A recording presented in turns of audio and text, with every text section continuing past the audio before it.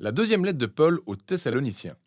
Peu de temps après avoir écrit un Thessalonicien, Paul reçoit d'autres nouvelles concernant les chrétiens de Thessalonique. Et selon ces nouvelles, non seulement les problèmes qu'il avait abordés dans sa première lettre ont continué, mais ils ont surtout empiré. Les persécutions se sont intensifiées au point de désormais semer confusion et terreur dans l'esprit des chrétiens de Thessalonique, à la seule mention du retour de Jésus. Paul envoie donc cette courte lettre divisée en trois sections qui traitent des trois problèmes de cette Église. Paul commence par leur donner de l'espoir dans cet épisode de persécution permanente. Ensuite, il les éclaire sur ce que le jour du Seigneur sera réellement. Et enfin, il donne un avertissement très spécifique à l'endroit des fainéants, ceux qui refusent d'occuper des emplois normaux. Chacune de ces sections se termine par une courte prière de clôture. Paul commence par une prière d'action de grâce pour la fidélité et l'amour continu des Thessaloniciens et en particulier pour leur endurance.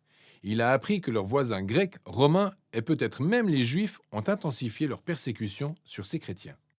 Ils sont une minorité religieuse à subir une violente oppression et Paul craint qu'ils ne renoncent à Jésus si la situation empire. Comme il l'a fait dans la première lettre, Paul leur rappelle qu'ils souffrent en raison de leur appartenance à Jésus et que c'est une manière de prendre part au royaume de Dieu. Jésus a été investi roi par sa souffrance sur la croix, alors tout comme lui, ses disciples triompheront du monde en imitant sa non-violence et sa patiente endurance. Paul le rappelle également que cela ne durera pas éternellement. Quand Jésus reviendra, il exercera sa justice sur ceux qui les ont opprimés et ont répandu le sang des innocents. Il précise qu'en guise de sentence, ils seront pour toujours bannis de la présence du Seigneur et privés des splendeurs glorieuses de sa divine puissance. Paul ne s'attarde pas sur le sort de ceux qui rejettent Jésus, sauf pour dire que tout au long de leur vie, ils ne voulaient rien avoir à faire avec Jésus et qu'au final, ils obtiennent ce qu'ils veulent. Une ruine éternelle en étant complètement séparés de leur Créateur et Roi. Pour Paul, c'est surtout ça la tragédie suprême. Choisir de se séparer de Jésus, la véritable source de toute forme de vie et d'amour. C'est orchestrer sa propre perte. Il clôture cette partie en priant pour que Dieu se serve de leur souffrance pour les transformer profondément et les affermir, afin que leur vie honore le nom de Jésus. Ensuite, Paul enchaîne sur la section suivante pour régler un problème spécifique relié au retour de Jésus et au jour du Seigneur. En fait, un membre de l'Assemblée de Thessalonique répandait des informations erronées, soi-disant au nom de Paul. Il racontait que le jour du Seigneur, soit le dernier acte de la justice divine sur le mal humain, était déjà arrivé. Et certains faisaient probablement des pronostics sur les dates de la fin du monde, ce qui effrayait les autres chrétiens. Et on comprend aisément pourquoi.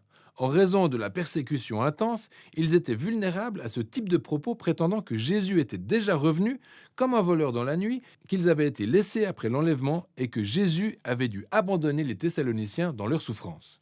Et ce genre de discours contrarie profondément Paul. C'est une déformation de son enseignement. Le retour de Jésus ne devrait en aucun cas inspirer la peur, mais plutôt l'espoir et la confiance. Paul leur rappelle tout ce qu'il leur a enseigné sur le retour de Jésus quand il était avec eux. Et il en fait un petit résumé ici. Un résumé trop court, à vrai dire. En fait, ce paragraphe contient beaucoup d'énigmes, ce qui donne lieu à des problèmes d'interprétation. Une chose est très claire cependant, il rappelle les schémas bien connus des prophètes Ésaïe et Daniel, indiquant que les royaumes de ce monde continueront de susciter des souverains qui se rebellent contre Dieu, comme Nebuchadnezzar ou le roi du Nord l'ont fait par le passé. Ces dirigeants se sont rebellés contre l'autorité divine et pour Paul, ces rois et prophéties antiques doivent nous servir de contre-exemple. En fait, le schéma qu'ils établissent continue de se reproduire comme ça a été avec les empereurs romains de son temps, Caligula et Néron. Et il s'attend à le voir se répéter à nouveau. Cette histoire culminera avec l'avènement d'un souverain rebelle tirant son pouvoir des ténèbres. Une personne qui sèmera la violence et la désolation dans le monde de Dieu, mais pas pour toujours. Quand Jésus reviendra, il affrontera ce rebelle et tous ceux qui commettent le mal, et il délivrera son peuple. L'objectif de Paul n'est pas de donner aux futurs lecteurs de quoi alimenter les spéculations apocalyptiques, mais bien au contraire. Il réconforte les Thessaloniciens. Il rappelle les enseignements de Jésus tirés de Marc, chapitre 13, indiquant que les événements précédant son retour se dérouleraient publiquement, aux yeux de tous. Par conséquent, ils ne doivent pas avoir peur ni se soucier d'avoir été laissés après l'enlèvement, mais ils devraient plutôt demeurer fidèles jusqu'à ce que Jésus revienne les délivrer. C'est ainsi que dans sa prière de clôture, il demande à Jésus et au Père de réconforter les Thessaloniciens et leur donner la force de rester fidèles à la manière de Jésus. Puis, Paul passe au dernier thème. C'est un avertissement adressé aux fainéants et dans ce cas, la définition du terme ne se limite pas simplement aux paresseux. Il désigne aussi des personnes qui étaient irresponsables et refusaient de travailler pour subvenir à leurs besoins, ce qui les réduisait à mener une vie dans des conditions chaotiques. Paul avait effectivement abordé ce problème dans sa première lettre, mais il semble que cette situation est elle aussi empirée. On ne sait pas exactement pourquoi ces personnes refusaient de travailler, mais il est possible que ce problème soit lié au précédent. Peut-être que certaines personnes, dans leur attente du retour imminent de Jésus, ont tout simplement quitté leur emploi et se sont déconnectées de la vie normale.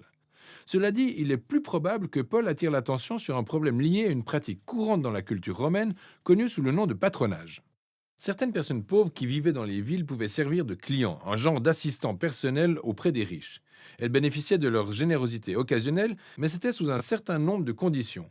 Les clients étaient parfois impliqués dans le mode de vie moralement douteux de leur patron, sans parler du revenu incertain. C'est ce à quoi Paul semble faire référence en disant que ces personnes mènent une vie déréglée. Elles ne travaillent pas et passent leur temps à se mêler des affaires des autres. Paul leur rappelle de s'inspirer de l'exemple qu'il a donné quand il était avec eux. Il ne leur demandait pas d'argent, il occupait un emploi manuel pour subvenir à ses besoins et servir les Thessaloniciens gracieusement. C'est l'idéal selon lui. Les disciples de Jésus doivent imiter l'amour de Jésus par le don de soi, en travaillant dur non seulement pour subvenir à leurs propres besoins, mais aussi pour que leur vie bénisse celle d'autres personnes. Il conclut cette partie avec la prière finale. Il prie pour qu'au milieu de toute leur confusion et leur souffrance, Dieu leur accorde la paix par le Seigneur Jésus-Christ. Cette courte lettre adressée aux Thessaloniciens nous aide à comprendre que pour les chrétiens, le fait de croire au retour de Jésus et l'espoir du jugement dernier n'étaient pas destinés à alimenter les spéculations autour d'une chronologie apocalyptique, mais plutôt pour susciter de l'espoir, pour inspirer fidélité et dévotion à Jésus, en particulier chez les chrétiens persécutés, confrontés à de violentes oppositions. Alors, aux futures générations de chrétiens, qu'elles soient persécutées ou non, cette lettre rappelle que ce qu'ils espèrent façonne leur raison d'être. Et voilà ce dont il est question dans 2 Thessaloniciens.